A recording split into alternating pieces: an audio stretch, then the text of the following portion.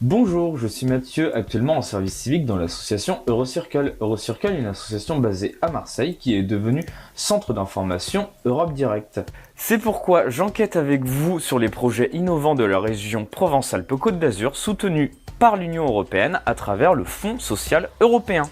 Nous sommes donc dans les locaux de EDA, Handicap, Entreprise, Défis et Actions, pour rencontrer les porteuses de projets.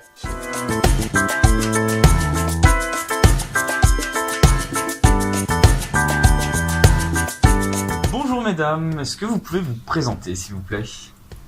Nathalie Caour, donc je suis la responsable du service RSATH pour l'association EDA, qui est une association qui couvre le département et qui est spécialisée sur le handicap. Emmanuelle Caluel, je suis psychologue donc pour l'association EDA, service RSATH sur le Hors-Marseille. Delphine Lucari, donc moi j'accompagne les personnes sur Marseille qui nous sont orientées par le médecin du pôle insertion. Très bien. On m'a parlé qu'il y avait un projet qui était financé par le FSE. Est-ce que vous pouvez m'en dire quelques mots s'il vous plaît? Oui, donc notre association a monté un projet en octobre 2015 qui a été cofinancé par le conseil départemental et le FSE pour accompagner un public bénéficiaire du RSA dont la problématique santé est le frein principal à une insertion sociale et professionnelle. Nous avons accompagné 373 personnes. Nous avons les pôles insertion, les référents sociaux, les médecins du RSA nous ont orienté 450 personnes. Et nous avons donc au fil des accompagnements obtenu des insertions réussies. Nous avons 2 actions, nous accompagnons des personnes sur 12 mois et le FSE donc a permis de financer cette action par un cofinancement à 50%. Ça a permis au service de naître, de grossir aussi, puisqu'à partir de janvier 2018, nous avons étendu notre action sur le département. Auparavant, nous étions que sur Marseille. Et aujourd'hui, c'est une équipe de 12 salariés qui accompagnent les bénéficiaires du RSA sur une insertion professionnelle ou sur un accès aux soins, sur des demandes d'allocation adultes handicapés, sur des orientations en milieu protégé, sur des demandes de reconnaissance à handicapés pour aller sur des postes adaptés ou des entreprises adaptées aux problématiques santé. Et pouvez-vous me donner quelques exemples d'accompagnement? Notre accompagnement porte sur un diagnostic approfondi, dans un premier temps, de la situation de la personne par rapport à l'emploi et à son état de santé.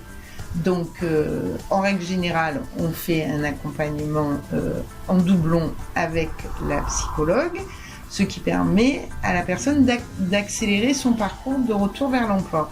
Je pense notamment à un monsieur qui était sans emploi, pendant un certain temps et qui, grâce à cet accompagnement, a pu se remobiliser et passer son permis de conduire D et donc devenir chauffeur de bus aujourd'hui pour la RTM. Voilà, comme par exemple Jean-Philippe, que vous allez voir dans la suite du reportage, qui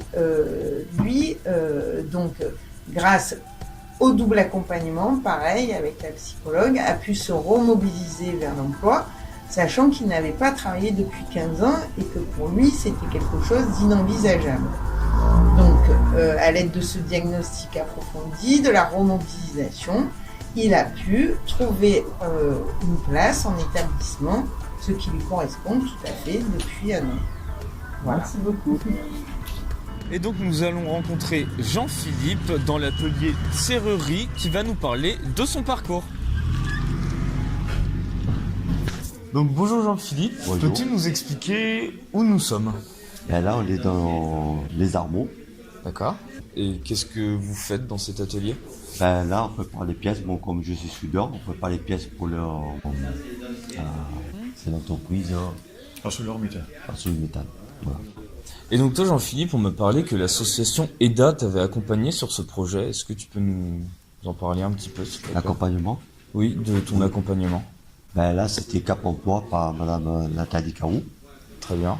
Parce que avant ça, je travaillais à Eurocopter comme soudeur. Okay. Et depuis que j'ai eu une maladie de dos, hernie inguinale, c'est là que j'ai rencontré Mme Caour, Nathalie Caour.